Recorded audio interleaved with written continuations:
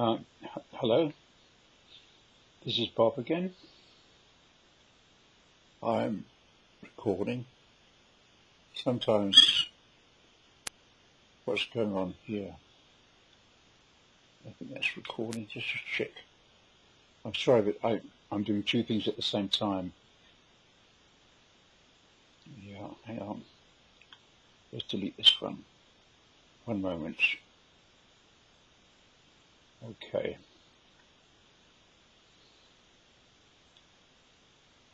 No, that's no good either. Sorry. Sorry. I clicked the wrong thing. Sorry. Awfully sorry about this. I'm trying to look at three programs at the same time. Right. Now I've got it. Now it's okay. Now it's recording. Sorry about that. Right. Yesterday I was a little bit, actually I was a little bit tired all day. I don't know why. My son has been here for about a month. Really nice to see him. He lives quite away from me. And I think I'm a bit sad when he left. And he said he was sad as well.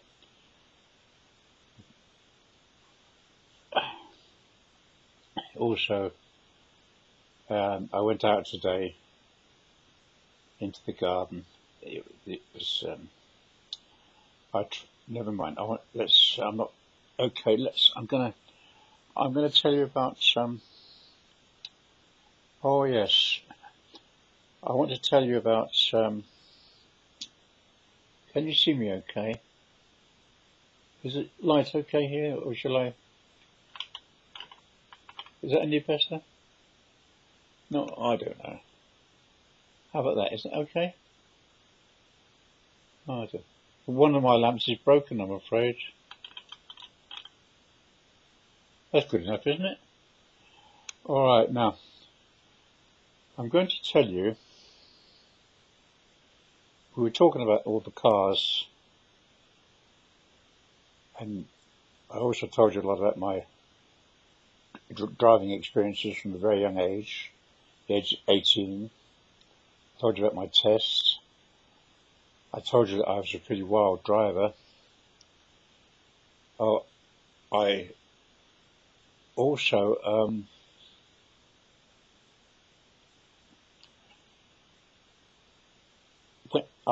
let me see. I think I better start off with the A35 van.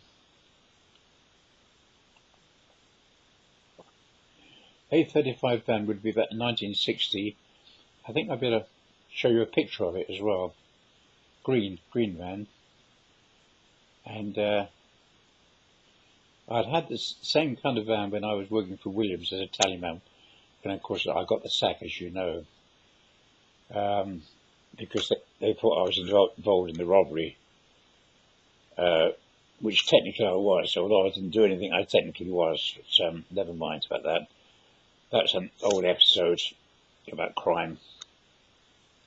It's scary, quite scary in fact. But anyway, I got another job working for a firm that sold vacuum cleaners and sewing machines.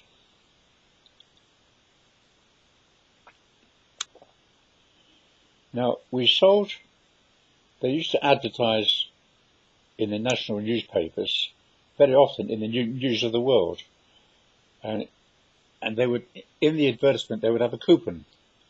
They would advertise these cleaners for, I think it was £5.99, £5.99, and also the sewing machines were the same price, I believe, for £5.99. It was either £5.99 or £4.99. I really can't remember. It's a long time ago, back in 1960, I guess. And people used to fill in the coupon. They cut out the advertisements from the newspaper, fill in the coupon to say they were interested in having a home demonstration, without without obligation, completely free of charge. And I got a job working for this firm, and they would give us these leads, L-E-E-D-S, leads. And you'd have maybe 10 or so of people to call on. So you had this van, A35 van, and you had the sewing machines and vacuum cleaners in the van. But apart from these little cheap vacuum cleaners, which worked perfectly okay, you had a much more expensive one. And also, with regards to the sewing machines, the one which was only £4.99, £5 almost, it worked fine. We had to learn how to use them, how to demonstrate them. We did all that bit training in the office, of course. So they worked okay, but we also carried with us, apart from the £5 sewing machine, we carried with us a £40 sewing machine. I think it's always £39.99. Yeah, £39.99. And why did we carry the two? Well, what it was all about, I think, I'm not going to tell you what it's about, I'm going to tell you exactly what I did. Okay, I knock on the door, lady comes to the door, and you've got her name and address, and she comes to the door, and says, I see you're interested in a demonstration of the vacuum cleaner. I said, yes, I'm not sure I want to buy it. I said, no, it's purely a demonstration. Can I come in and show it to you? She said, yes, of course. So you go to the van, you take the £5 vacuum cleaner into the house, and you plug it in. It's a fairly small vacuum cleaner, about this big, a little bit noisy, but it worked fine. You plugged it in. It didn't have a very basic vacuum cleaner, but it did the job. We put maybe some crumbs on the carpet, because people have carpets, and we put a few crumbs. We always carried a couple of biscuits, which we'd crumble up in our hands and then sprinkle on the carpets. And then we get the vacuum cleaner out and show how efficient it was. It would pick up all the crumbs. I see, that's very good. That's very good. I said, you have a try. You test it yourself. So I gave her a biscuit, and she crunched it up in her hand and did the same thing and vacuumed it. Yes, it's very good. Yes, I think I'll buy this. I said, that's fine. I said, that's £4.99. Yes, she said, fine. So she went into the kitchen and she came back with her purse. And she got the money out. She gave me £5. I had a little case with me which contained the paperwork. I opened the case. We sat at the table in the dining room, and I took out the paper and to sign the paper and to give what she's bought and give her a receipt for the money and say, right, now that's yours. Okay, so please enjoy it. And she said, oh, thank you very much indeed. I'm very happy. This is the first, until now, I've had to do this with a Eubank carpet cleaner, which you push up and down, which it's got little brushes inside. In fact, I remember back in the 1940s, that's what my mother used. We called it a Eubank, E-W-B-A-N-K, Eubank. Oh, I said, this is so much easier, so much better, so much stuff. I said, yeah, well, I think you'll be quite satisfied with that. So I said, thank you very much indeed. And, I just got to the front door and I said, oh, just one moment. She said, yes, what's that? I said, well, I know it's a lot of money, but while I'm here, I've got another vacuum cleaner in my van, which I'll give you an idea. Maybe in a few years' time, you might consider it. Can I bring it in the show? Yes, well, I'll have a look at it, but I mean, I've already bought one vacuum cleaner. I don't want another one. No, yeah, bring it in the truck. Yeah, I'll have a look at it. So I go to the van, and I come back with this quite a large container, quite heavy. I put it down in the living room. I open it and I take out this vacuum cleaner. And it's beautiful. It's silver. It's got all the attachments. And I take it out and she says, oh, that looks very expensive. I said, it is. One day, maybe, you never know your luck. If you get lucky on the pools or the lotto, you'll buy one of these one day. She said, if I could be so lucky. I said, well, you never know. But I'll show you how it works. So I demonstrated it, and I showed her how she could actually put different attachments on and go along the top of the curtains.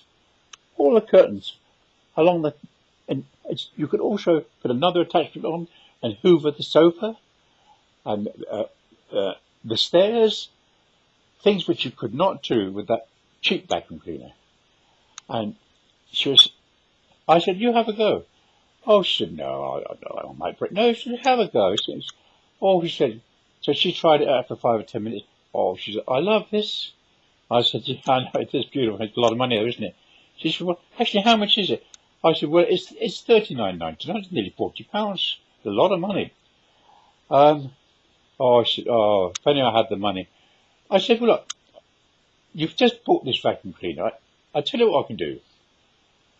I can only do this, honestly, just for you. I'll do this. You paid me £5. I got the case out and showed her. This is your receipt. I said, I'll tell you what I can do. It's up to you, but this £5, I can take it as a deposit on this more expensive cleaner, and you can pay it monthly. At £5 a month. She said, really? She said, you can cancel the contract for the. I said, well, yeah, I think I can do that. My firm doesn't like me doing it because it's a bit, because they've only got a limited number of these expensive vacuum cleaners. I said, okay, but yeah, we'll do it. And so we take the paperwork out, and I make a financial agreement, which I tear up the receipt for the vacuum cleaner for £5. I put down the deposit as £5 for the new vacuum cleaner, which is £40, and I make the payments of £5 a month. And she signs it, and she's happy. She's laughing and so happy and so pleased. I take the little old, it's not old. I take the £5 vacuum cleaner back to the van, and I leave her with the £40 vacuum cleaner, of which I've earned 25% commission. 25%. Now, this is what you call switch selling. SWITCH. In other words, you switch one product for another. You're using psychology, and you're a con man. I'm not proud of these things. I did these things because I got married very, very young. By the time I was 19, I was married with 2 children. And I had a lot of expenses, living expenses. And that's no excuse, I know. Many, many years later, when I joined the Labour Party and became a socialist, I look back on those days and think, what a terrible man I was. But that's what I did. And I was very successful. Not only did we do this with the vacuum cleaners, we also did exactly the same technique, almost word for word, with the sewing machines. We first demonstrated the £5 sewing machine. We could only do a basic stitch.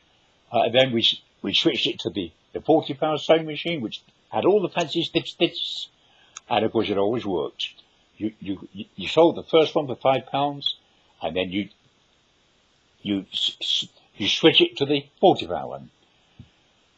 Oh yeah, that is switch selling. I think that technique now in selling is probably illegal or banned. I'm sure it is. So there's a couple of funny things happened I was coming back from out a place called Kingston, just outside of London, and it was quite late at night. I'd been selling, and it was about 11 o'clock at night, and I was driving fast as usual, much too fast, and I had the back of my van was full of heavy machines, the vacuum cleaners and sewing machines, and I came to a set of traffic lights, and they suddenly changed to red, and I had to brake very, very quickly, and the load behind me shifted, and the driver's seat in this little A35 van would tilt up. And what happened was that the whole weight of these sewing machines and vacuum cleaners, the big ones, they pushed my seat up, so I was flat against the windscreen. My seat was pushed right up to the windscreen, my head on the windscreen. And it was very hard to get out of the car. It really was difficult. So that's one thing. That was the A35 van. And another event with the A35 van, just after the birth of my first child, when I was only 18 years old. I got married at 18 in January, and our first child was born in August. And I'd gone with my brother-in-law. We call it in English to wet the baby's head. It means to go and have a drink. Nothing to do with pouring water on the baby's head at all, but that is the slang for let us go and wet the baby's head. So I met my brother-in-law, who was married to my sister Pamela. Pamela, I'm afraid, is no longer with us. Wonderful girl. She died at the age of 44 of cancer. A tragedy. When I heard that, well, you know, you never get over these things, you know. They say time heals, but you never forget. Anyway, went for a drink with Jim, and I drank. I wasn't a very good drinker, you know. I drink maybe 3 or 4 pints. That's all I would need, and I'd be quite drunk. So driving back from somewhere in South London, I was coming down Brixton Hill about at 11 o'clock at night, and I was driving too fast. It was a 30-mile-an-hour limit. I was probably doing 50, but very little traffic about, very quiet. And I saw at the junction where Brixton is some traffic lights, and they were green. And I didn't slow down. And as I got closer to the traffic lights, I saw there was a car stopped dead in front of me, with no lights on. And yet the traffic lights were green, and this car didn't move. I had anticipated that he would move, but he didn't. And I ran into the back of this car and smashed the front of the A35 van, and it broke the radiator, and steam started to come out the front of the car. And I got out of the car. I was quite shaky, and I really couldn't stand up very straight. I was leaning against the side of the van to steady myself. I don't think I could walk straight because I was so drunk. And 2 men got out of this car in front and walked back towards me. And they said to me, "You have done it now, haven't you?"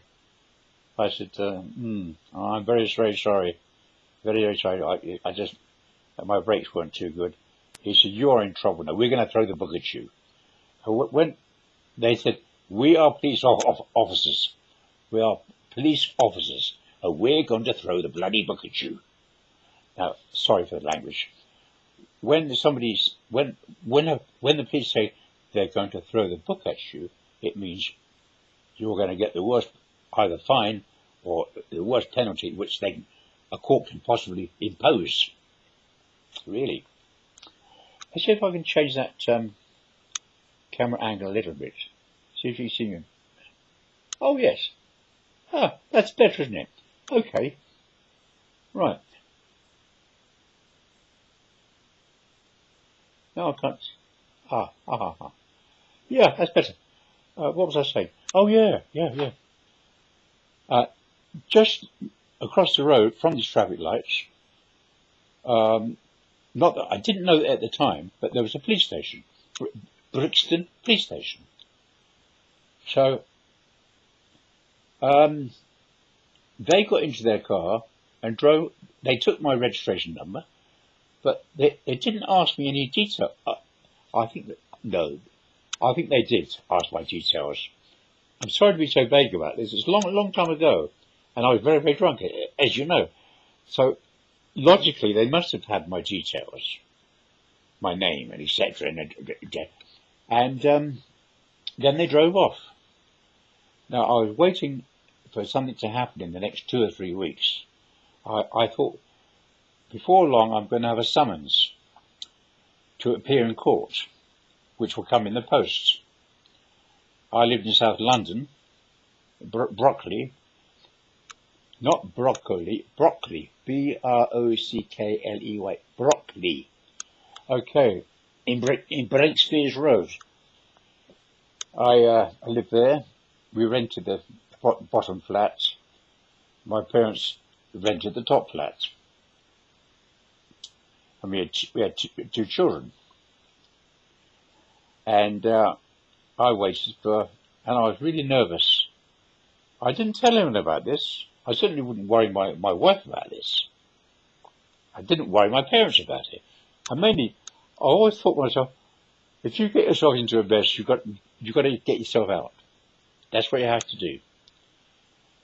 For example, when I met my wife, we were having a relationship. What we call what's the word for prenuptial marriage? Before we married, we had a bit of the other, you know. And she was pregnant, and when she told me she was pregnant, and I told my parents, my father, and I said to my girlfriend, "Well, what happens? We'll get married." I didn't even think about it. I did. Me and my girlfriend, although I liked our physical side, I wasn't particularly in love with her as such. It's very hard to know exactly what love is, but I did love going around there and doing what we did. And I was often there till 3 or 4 o'clock in the morning. But I don't know what was wrong. And my father said to me, this was when I was only 17. And he never talked to me about sex. Not a word.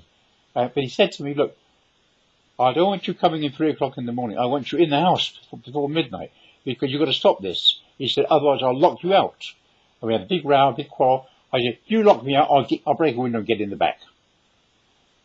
So lots of boys of 17, 18, they have a relationship. It can be difficult. And I love my dad to bits, and the last 10 years of his life, we had a very good relationship. But there was a period, only lasted a few months, when we had rows about what things that I shouldn't be doing. But he never actually told me why. But when I told my parents about my girlfriend being pregnant, and I said we have to get married, my dad said to me, he didn't say to me that's the wrong thing to do. He didn't say to me that it's going to ruin your life. Actually, it really did ruin my life, in a way. But he didn't say that. He said to me, well, you don't have to get married. He said, I will help to support the child. I will help financially to help you. I said, no, I've got myself, there's an old saying, you make your bed and you have to lie in it. And I said, no, it's my responsibility. And I got myself, no, we'll get married. So we got married. We had met each other in 1956, when I was 17. I think I was just after I was working in Alden, Tilbury, and I had a summer holiday of 2 weeks, and the whole idea was that I would have a girlfriend for the holiday, and to get a girlfriend, it meant you had to learn to dance. Sounds very odd, doesn't it? But it did. One way of meeting girls was to be able to go to a dance, which they held every Saturday night, and I couldn't dance, so I went to a dancing school, and there I met some other people. I made two friends, one called Brian and one called Peter. Peter was very, very long and gangly, and Brian was a very clever young man, and they both had girlfriends, and I didn't.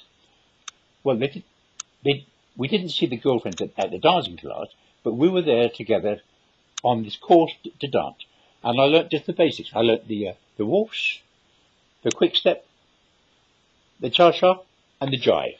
4 dances. Once I'd learnt those 4 dances, I thought, well, that's quite enough. That's quite enough.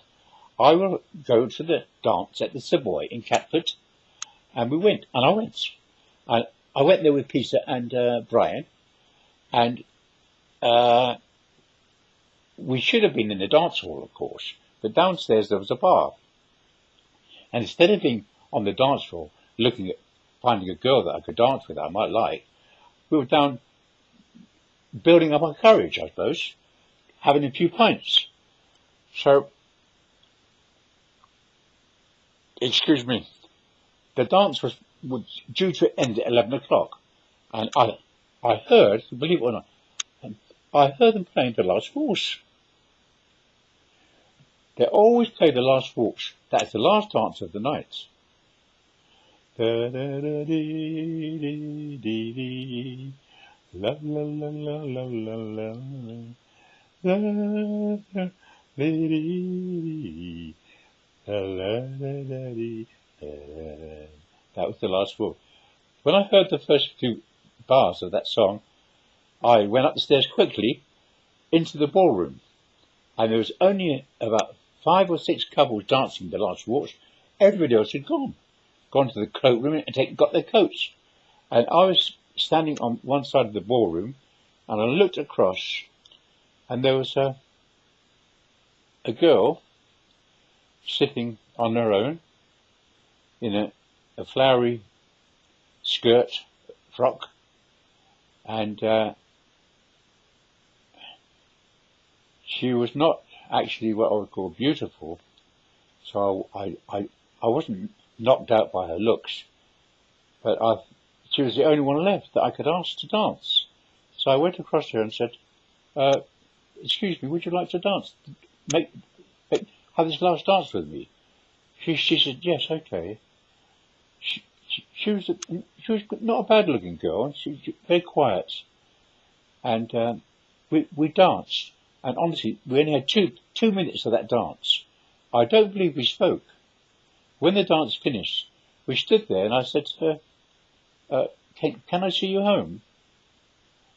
And she said to me, she said, I'm engaged. Oh, I said, well, all I said was, can I see you home? I wasn't making any suggestions, just can I see you home? Oh, she said, yeah, okay then. So I took her home. Quite a long walk, and outside where she was actually staying in the house of her fiancé. Her fiancé was a soldier who was stationed in Cyprus in the Mediterranean, and we were outside in the alleyway, and we started to kiss. And this was almost the first kind of experience I'd had. But it wasn't the very first experience, but yes, almost the first. No. Well, yeah, and I think we agreed to meet again, and her boyfriend was away, and we started to date, and I had that 2 weeks holiday, so during that 2 weeks we saw each other every day, and there wasn't any opportunity or any private place that we could be together, but one night when I was taking her back to where she was staying, the name of her boyfriend was Appleyard, and the mother there was Mrs. Appleyard, and she saw us outside together. Oh, no, what happened was this. One day, my girlfriend said to me, I'm going to break my engagement with Peter. Now I remember this scene very, very clearly. My memory is not defaulted. She said, I'm sorry, she said, I'm going to break off my engagement with Peter. I said, what? Why is that? She said, because now I've met you, I realise that I want to be with you. I love you. Well, I'm not sure she said I love you or not, but that's what she said. I'm going to break off the engagement. I want to be with you. And you know what I said to her? I said to her, these are my exact words. I said, well, look, don't do it on my account. That's what I said. Don't do it on my account. In other words, I was saying to her, this is a holiday romance as far as I'm concerned, and nothing more. But when she told her mother-in-law to be, Mrs. Appleyard, next time I went round there, and Mrs. Appleyard came out with my girlfriend, and she slapped me round the face. She was furious, and she threw the girlfriend out. And all she had was a suitcase. So we had to find a not bed and breakfast. We had to find her not bed city. It's a one room. What's the word for it? But it's one room, and it's got, it's a one room apart. Yeah.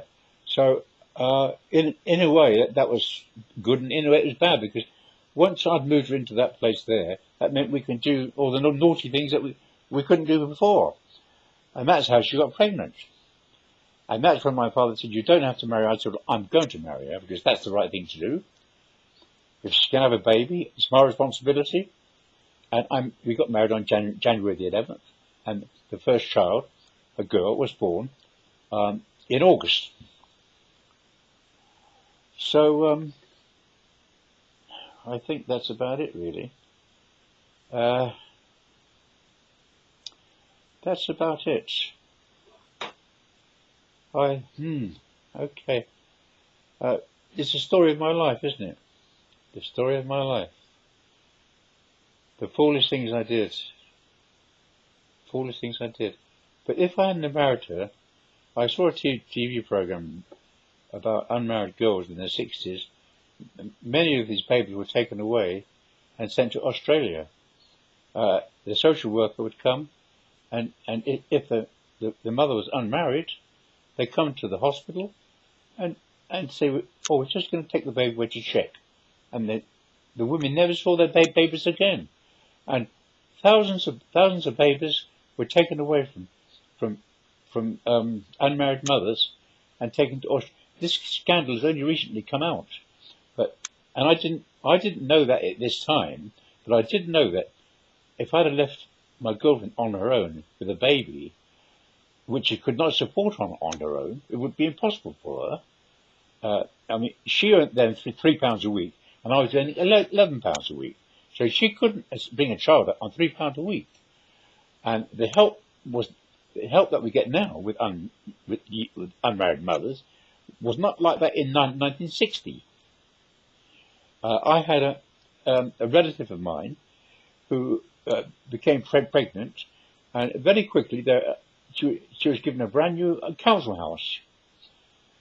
Some girls, in fact, deliberately got pregnant so they get a council house straight away.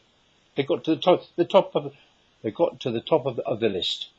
But this was 1960, and I didn't know that, but it would have been a disaster for her to be left with a child with no income.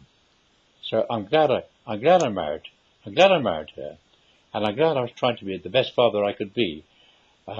And we ended up eventually having, we had a total of 4 children, and also I had health problems from a very young age, and at times I could be quite irritable, and I could be quite sometimes a bit manic sometimes. I think I was manic depressive, because sometimes I wasn't happy, and I sometimes wasn't happy with the life I was leading. But I never hit the children, and I just wasn't, it wasn't there were quarrels and there were rows. And that affected me, and that affected my wife, and it affected the children. So I'm not sure whether it was right that I got married or not, but I'm not sure. If I hadn't got married, what would have happened? Would somebody else have married her and taken her child home? I don't know. Lots of men, they won't do that. They won't marry somebody that's already got a child. I did what I did. I paid the price, and my marriage eventually came to an end, and I got remarried, and that was the person I'm still with now. Been with her now 40 years. My first marriage was 20 years. And I've been now with my second wife 42 years. So, and I've been very happily married, and I'll tell you more about that at a later time. That's all for now. Thank you so much for listening. Bye bye.